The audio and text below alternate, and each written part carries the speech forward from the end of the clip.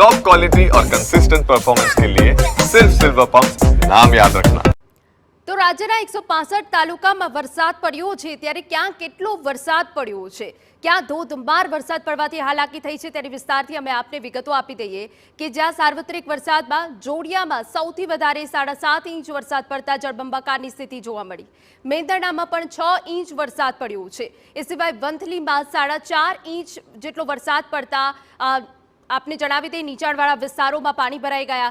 કેશોદમાં પણ 4 ઇંચ જેટલો વરસાદ પડ્યો છે। એટલે જો વાત કરવામાં આવી તો હવામાન વિભાગની જે મુજબની આગાહી હતી તે મુજબ વરસાદ પડ્યો છે। હવે પલસાણાની વાત કરીએ તો 4.5 ઇંચ છે, કપરાડામાં 4.5 ઇંચની આસપાસ જ વરસાદ પડ્યો છે, ઉમરપાડામાં પણ 4.5 ઇંચ વરસાદ પડ્યો છે, કામરેજમાં 4.5 ઇંચ વરસાદ પડ્યો હોવાની વિગતો છે। આપણે જણાવી દઈએ કે દક્ષિણ ગુજરાતમાં રેડ એલર્ટ હતો અને તે પ્રમાણે વરસાદ પડ્યો